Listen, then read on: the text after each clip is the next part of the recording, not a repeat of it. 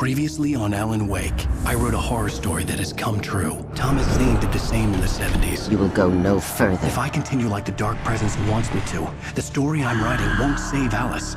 It's a horror story. No one will survive. You knew Zane! Thomas Zane! You're the Lady of the Light in the song! He left something behind to help me. The clicker. Alan thought of this as he stood on the rim of Cauldron Lake, the clicker in his hand. He took a deep breath and jumped. I can get to her now. I can finish this.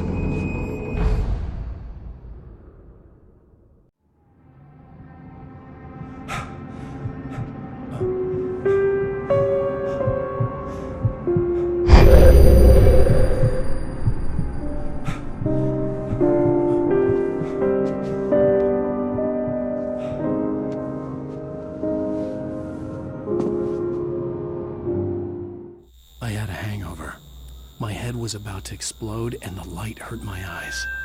I needed my sunglasses and painkillers to dull the pain. In one of my finer moments of self-deception, I swore to quit drinking.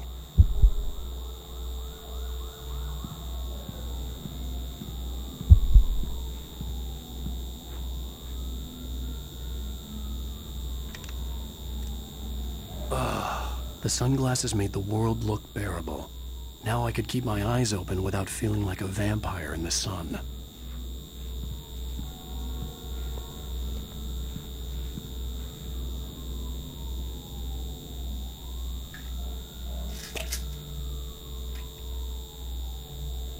The pills worked fast.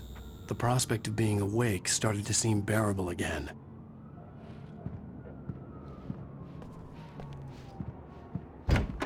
There was a message waiting for me on the machine. You have one new message. Al! Are you still asleep? Wakey, wakey! You should have your show on your TiVo. If Alice wasn't too mad to record it. As she called me earlier and really chewed me out. Yeah, we went a little overboard last night. But parties are a part of this business. Al, look, I'm saying this as your friend. She's not doing your career any favors by trying to run your life like that, okay? I'll talk to you later, Al. Watch the show!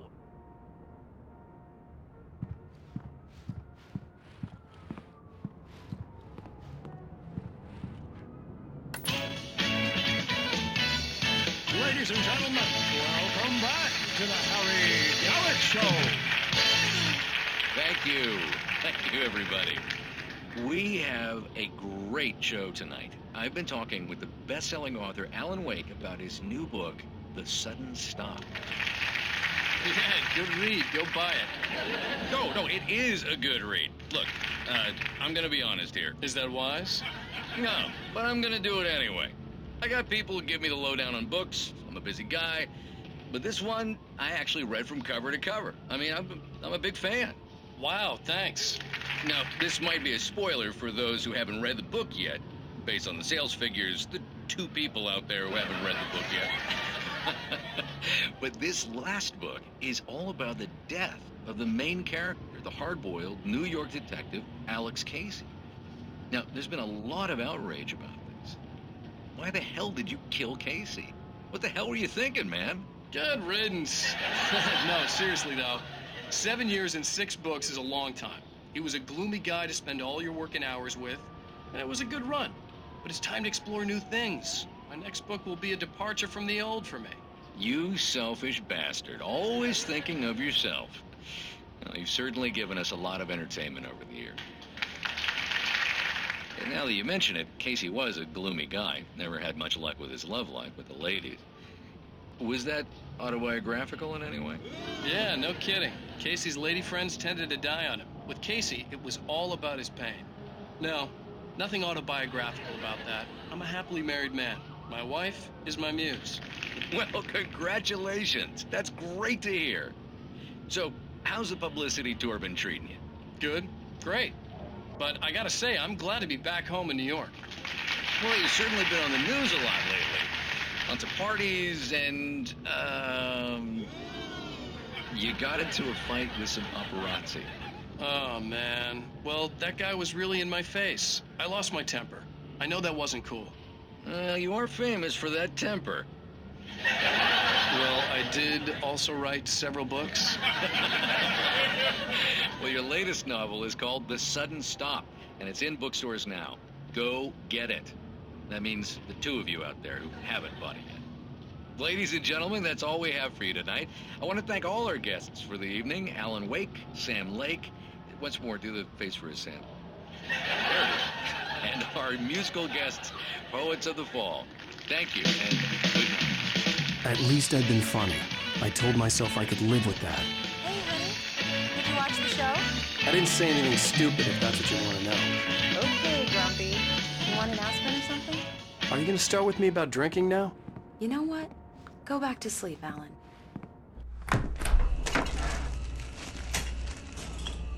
What? Now you can't even talk to me? Well, this morning I was angry because you said you'd be home at midnight and you showed up at 7 a.m. and passed out in mid-sentence. Now I'm over it. Are you angry? This goddamn tour. It's gotten out of hand. Oh, honey. It's almost over, right? We can get back to normal. Then you can start writing again. I'm sorry, honey. Alan, you're not thinking straight. Just take a shower and go back to bed, huh? Yeah, you're right, honey. I'm sorry. Once this is over, let's go away together. A vacation. Just you and me. Some peace and quiet.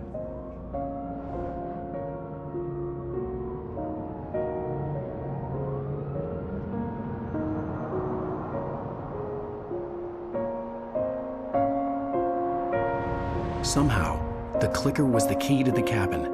I had to return to Cauldron Lake to save Alice.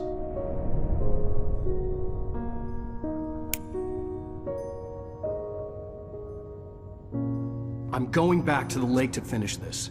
I'm going to write an ending to the story in the manuscript on my own terms, to make it all right. Why can't you just write it here? The last page is still in the typewriter. I need to read it first. Everything needs to be just right. Zane tried to cut some corners, and it didn't end well. Okay, ready when you are. I'm sorry, Sarah, but I need to do this alone. Barry, take her gun. Miss Weaver, close the door when I leave.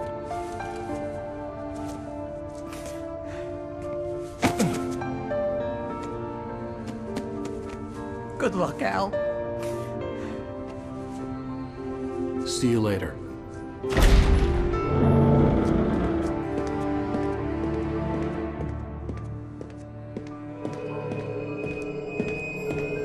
When I got out, it was warm and sunny. I'd flicked the switch of the clicker. Had it done this? I didn't stop to question it. I had to take advantage of the sunlight to get to the lake. On Zane's page, I'd stood on the rim of Cauldron Lake, about to use the clicker. That's where I was headed.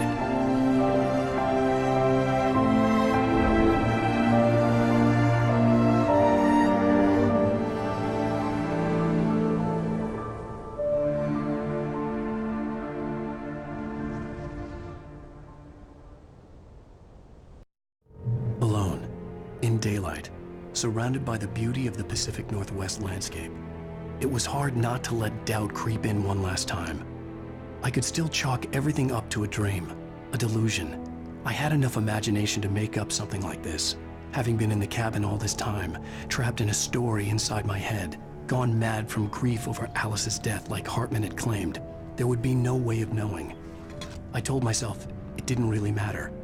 My course was set.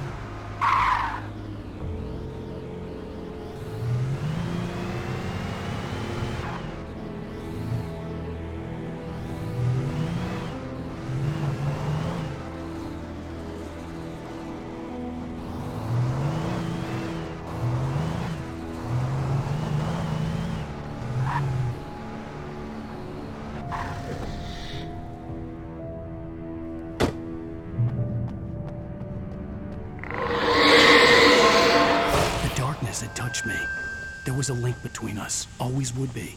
I could feel its presence again, getting closer.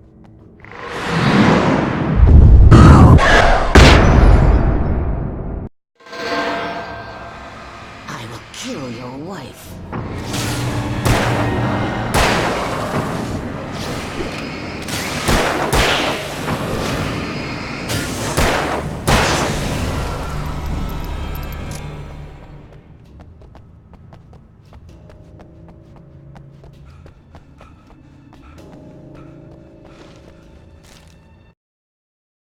The dark presence was no longer trying to capture the writer so he could create the ending it wanted. The writer knew too much. He was too strong. And he carried a weapon left behind by Thomas Zane, something that could hurt it.